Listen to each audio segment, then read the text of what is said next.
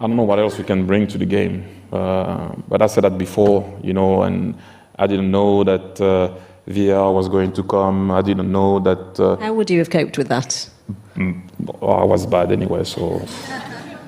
I was complaining with everything, the grass, the wind, myself, the coach, the weather, anything. So forget about it. Even I would have complained if I was a tennis player, even if there was a computer. I would have said he's lying. So that was me all day. So I don't know if I would have... you know what, let's put it this way. It's a good job I retired. Let them deal with the new technology. But where does it go? I didn't know it was going to go that far. Like again, I will use the word, limitless. It is limitless. I don't know where it's going to go, but it's better when we can move on with the game. What we want to see is the game going on. And one thing also that's very difficult for me, I used to score goals as a player, and sometimes you don't even know if you need to jump, can't jump, am I jumping, are we celebrating, are we not celebrating? It kills a bit of the joy of the game. So we need to find a way that we don't kill the joy of the game, and we get the right result in terms of what happened. Was it an offside or not? Offside is easier in bracket, although sometimes it's 1 centimeter now. But it's a matter of fact. When it comes to a matter of opinion on a penalty, it becomes do you think it's a penalty or do I think it's a penalty? That's why it will be an endless debate. I think in football we're still behind. We have so much to learn on what I can see in American football, in rugby, in cricket, or whatever it is, or tennis. It's instant. We also know that the referee will give you an explanation. They have a mic, they talk. Obviously in tennis, are you going to battle with the decision of the computer? If you start to do that, then you're in trouble.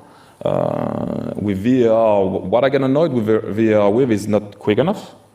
And then it's still the decision of someone in a truck or wherever they are, right? Because it's not VAR that takes the decision. VAR is just there to record a situation. And the man in the truck will call to say to the referee, you made a mistake or you didn't make a mistake. Sometimes do they help? Yes. Sometimes do they help? No. But I also can understand that a human being can make a mistake. And then the new one, the semi-automatic one in the Champions League. Semi-automatic offside. Yeah, they call it semi-automatic because they don't want to say that it's the computer taking the decision. But for me, as long as it's quick and we have an explanation and I can see that the player was offside, you move on. What's annoying is when you get lost in translation with someone that tells you something, another one, the rule changes the week after. It can become tough. We have a lot to learn in football. I went to Clairefontaine. I don't know if people know about that, but before Clairefontaine, all I had my speed. That's all I had. So my gift, right? But I had a coach called Joaquim Francisco Filho, Brazilian coach, that was giving me a task when I was young. So he used to tell me before a game, Thierry, today you cannot use your speed. And I looked at him and I said, are you mad? Like, that's my thing. Like, why are you taking my gift away just because? I said, no, because one day you will meet someone that is as fast as you. How can you beat him?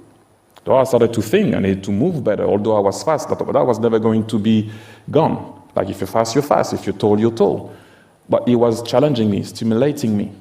We were also in a special school, I have to say, like, the way they were thinking was different. Or as a striker, you always back to the goal, right? And the challenge was one time, you can't pass the ball back.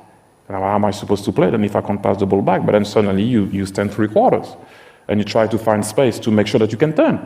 So you start to understand space better, running the line better, see things better. Speed was always there.